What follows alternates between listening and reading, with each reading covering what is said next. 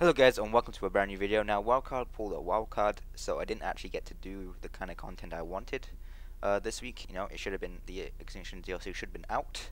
It's been delayed a week until the November of 13th. So I'm just gonna have to do what I can, you know, my primitive Xbox version. We're just gonna analyze the release trailer, break down all the cool features that they featured, and giving opinions on some of the items that they've showcased. Obviously, once the DLC actually comes out, I want to make top 10 best base location videos. I want to show off some resource locations, how to tame some certain tames, show off the titans. That should be awesome. These mechs, everything. I want to actually go all in on this DLC, which again, it sucks that it's a week late because all the PC guys have got to order this stuff first before I can. But before I go in depth with everything that has been released in this trailer, I'm going to show the trailer in full just in case anyone hasn't seen it yet. So enjoy the trailer.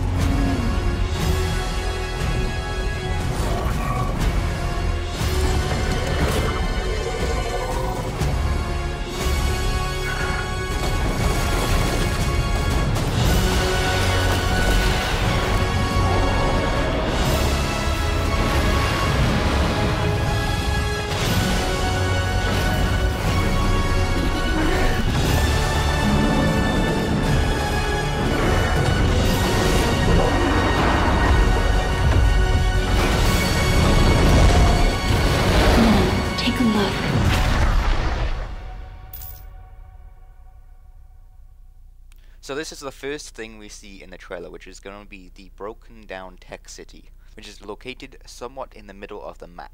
As you can see, there are a lot of tech teleporting morph creatures in it, which you can tame, and when you tame them, they will be able to teleport a couple meters forward. Obviously, once I get the DLC, I'll be able to see the health bar, the consistency, whether or not these things are actually going to be good in PvP or just PvE, depending on that. But this is the first thing we see of the map. This is located in the middle. As you can see here, there are broken lamps. So this used to be like a human civilization. It should be really cool to explore.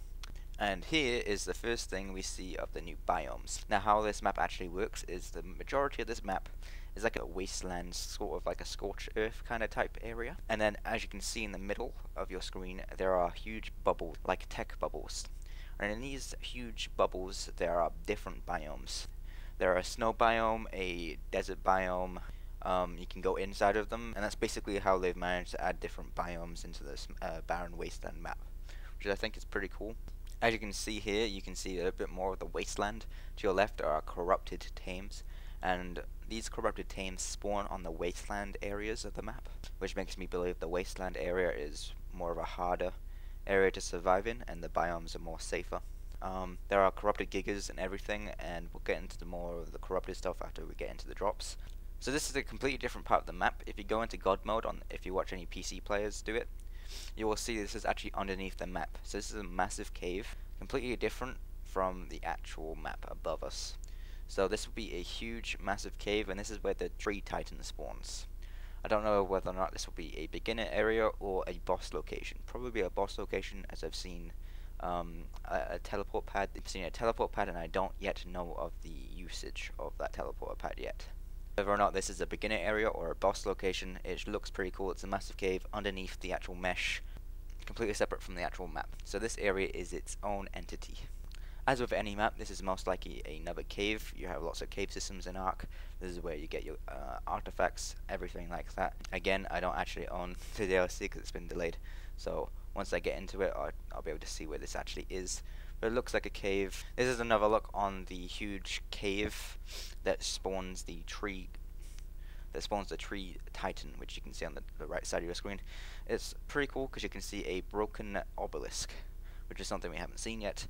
And obviously you can see the Triodons, Trikes, and those new sloth-looking tames. I don't yet know the name. But this leads me to believe this is a beginner area, as there's Trikes and Triodons here. So I'm quite excited to see what this area actually is, its purpose, and whether or not there's any good base locations here. Now here is a corrupted wyvern. You will not be able to tame these apparently, which sucks. But as you can see, this is a really good look on the different biomes. You can see the snow biome and the desert biome left and right. You can see the barren wasteland area, which you can see the corrupted tames inside of them. This map has a really nice color palette. Even though the middle of the map is like a barren wasteland, it's managed to get some reds, some blues, some greens, and the sky looks really nice too. It's going to be quite a beautiful map to be in. Something I've really wanted to talk about is the drop system. Now these drops are a PvE event. As you can see, they fly right in onto the map. If you have anything built in the drop locations, they will destroy anything there. So I would advise not building on a drop location, as it will just completely destroy your whole base. But the way these drops work is you activate them, and they create a tech force field. When that happens, a bunch of corrupted tames will try and kill that force field and take away that drop.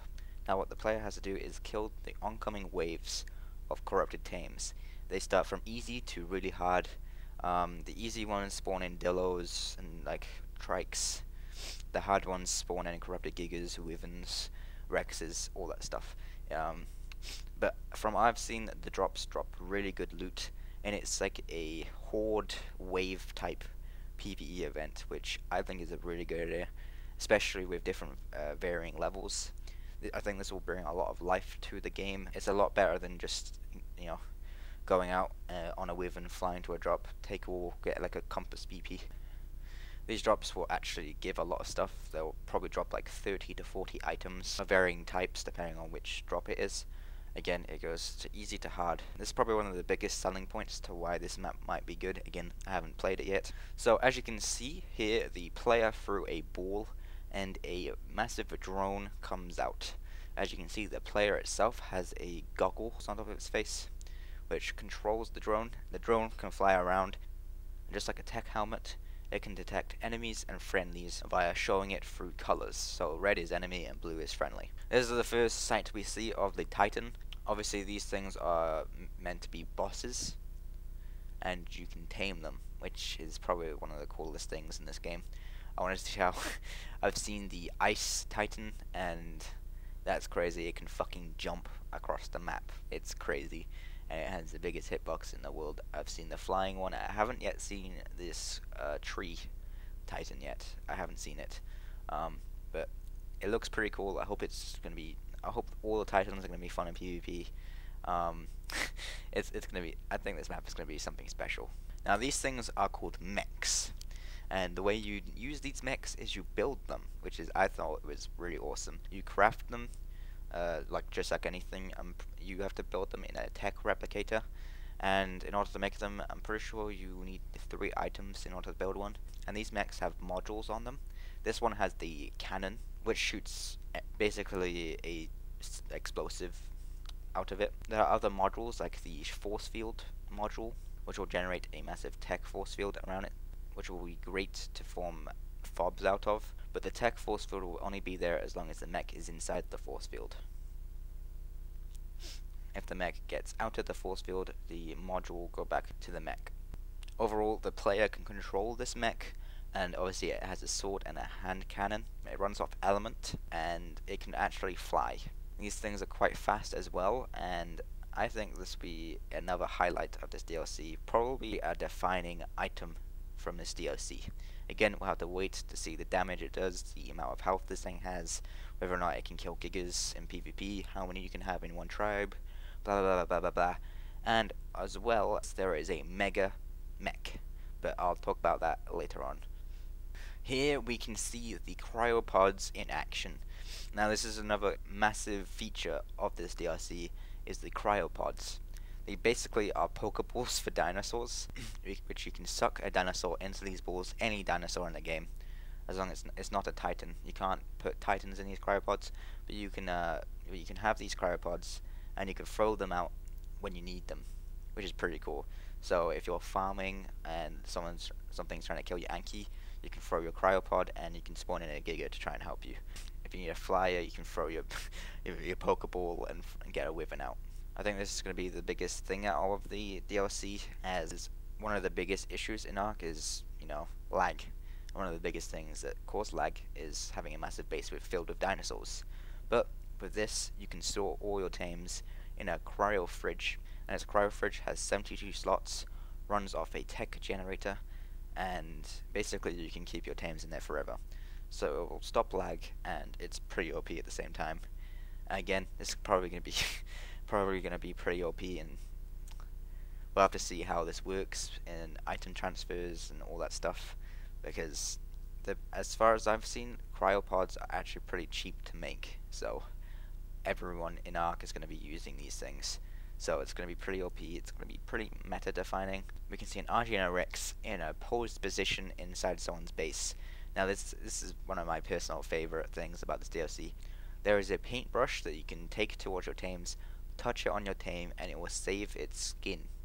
You put it into this, I don't know the name of the item yet, but you put it onto this slab, and you can put your brush into the slab, and it will generate one of your favorite tames or a enemy player that you've killed. So what I'm going to do is I'm going to create a wall of meshes for what I've killed.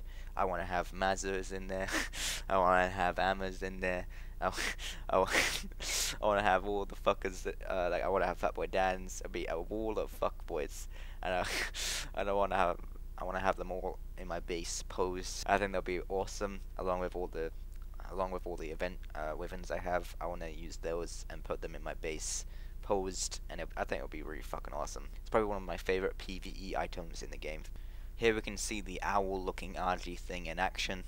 You can sense the heat of the RG and the cold of the Titans. You can see the shield module mech below, and you can see the flying Titan to the left, which is pretty cool.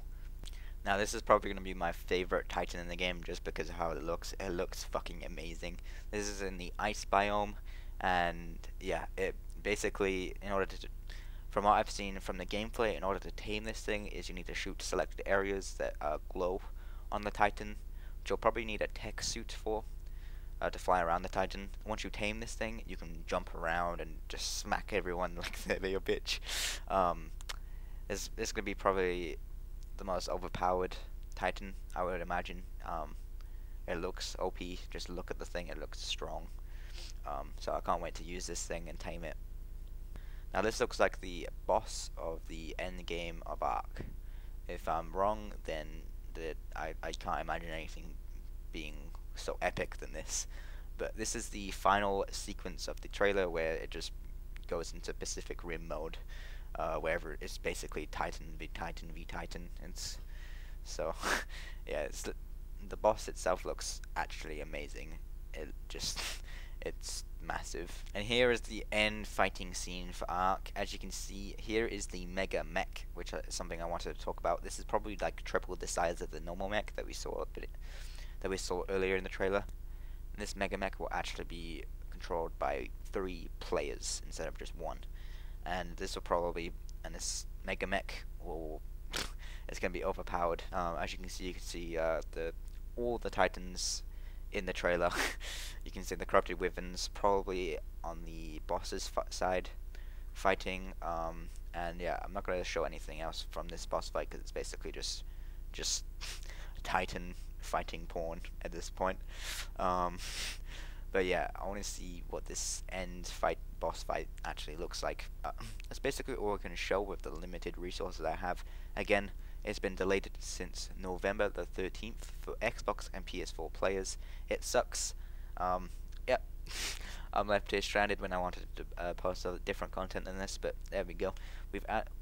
I've talked about as much things as I could with the limited resources I have. Thanks you guys for watching. This has probably been a longer video. It's probably a long analysis. I don't know if you guys are still watching this, and you guys are crazy. But again, thanks for all the support. I can't wait to play this next week. And yeah, this has been Jeffrey Jeff. Thanks for watching, guys, and I'll see you guys next time.